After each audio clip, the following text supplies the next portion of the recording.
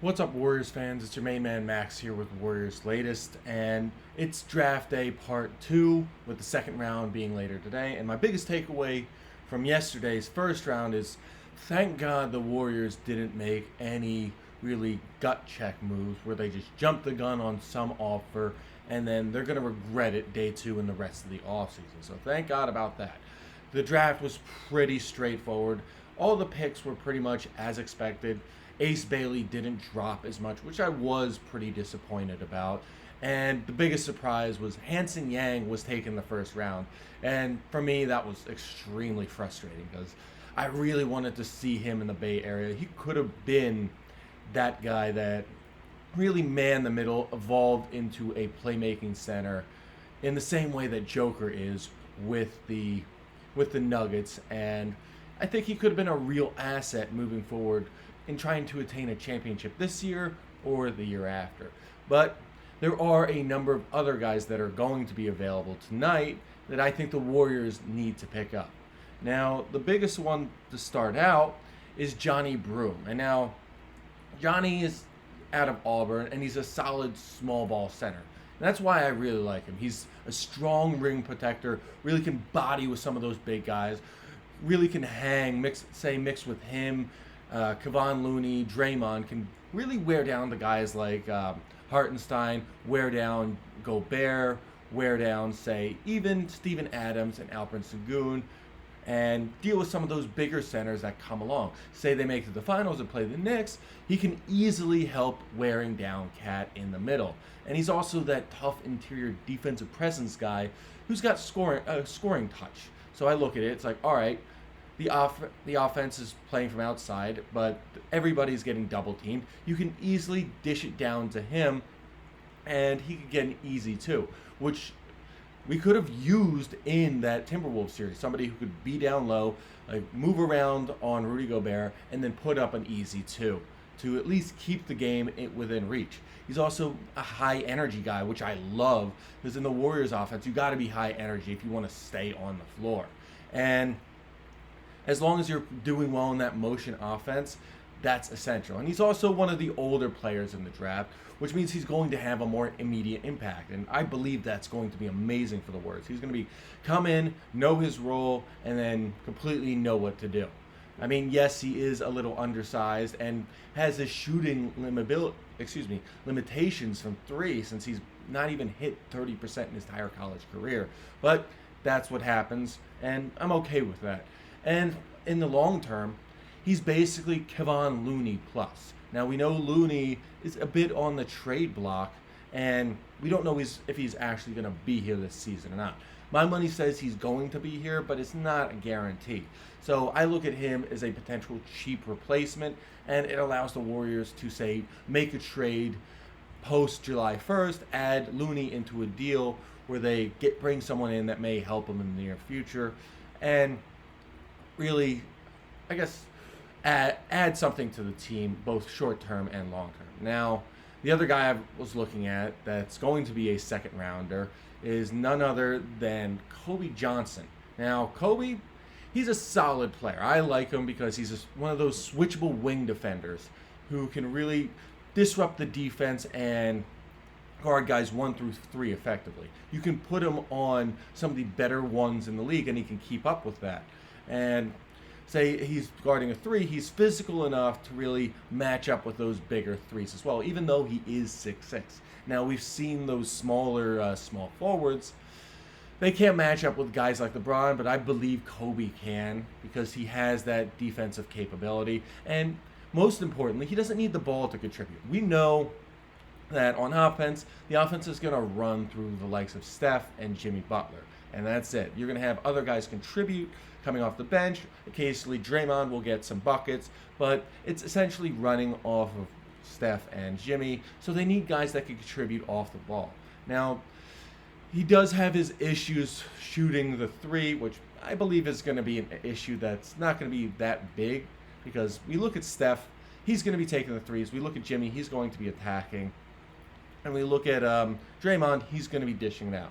So it's okay that he's not shooting the ball. And more importantly, he overlaps a little bit with what Gary Payton II does and Moses Moody does. But on the flip side of the overlap, it also offers the Warriors the opportunity to really look at trades involving Moody and Gary Payton. Like, we looked at what happened last season. Everybody is on the block except for the core three of Jimmy, Steph, and Draymond. So it creates a cheap replacement for a guy who, yes, Gary Payton was an amazing Swiss Army knife, but he's getting a little expensive. And in the modern NBA with the second apron and the first apron, you want to at least stay under the the second apron, just so you can make some moves during the season. Now, I think about the fit. He's going to be a low usage kind of guy, but if he improves, he can be a reliable 3-and-D guy to really piece next to Steph, piece next to Jimmy, and be that versatile guy who switches on offense and can really guard any one of the backcourt players or the small forward in the front court. Now, some of the other guys I've thought about, and one of the bigger guys I've thought about, is Rocco Zikarsky. Say that 5 times fast. Now, this guy is someone I really like. Yes, he is a bit younger and he's still developing, but he's a very raw big, and he's 7'3".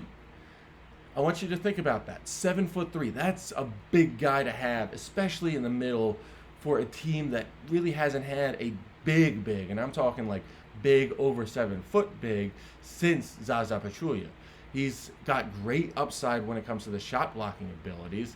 He's a huge long-term investment, and with the proper development, either in the G League or just slowly getting into the rotation for the Warriors, he can be a potential anchor of that second unit in the near term and that first unit in the long term. And I just see that as something that's very, very helpful for the Warriors, because they need a big guy that can match up, even if he's small, but better if he's big, with guys like Rudy Gobert, again, Joker, Hartenstein.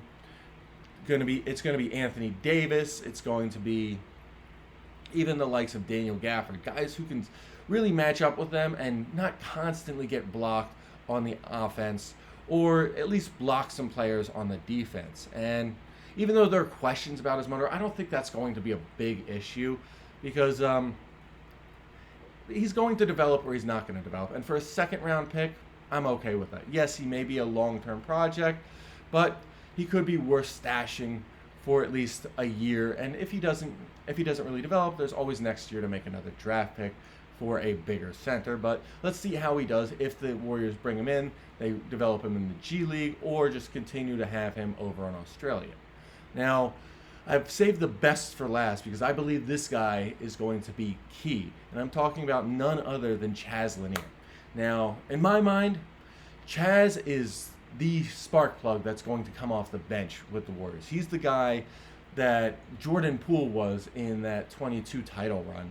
Unfortunately, Poole sort of killed himself when he decided to punch Draymond in the chest.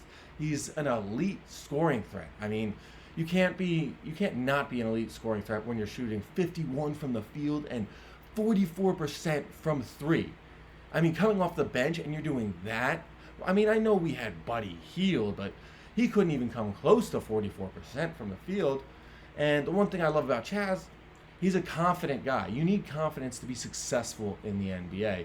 He's got that NBA-ready body from his time at Tennessee, and he can thrive next to elite playmakers like Steph. And Steph's going to have the ball all the time, and Draymond's going to be a playmaker as well.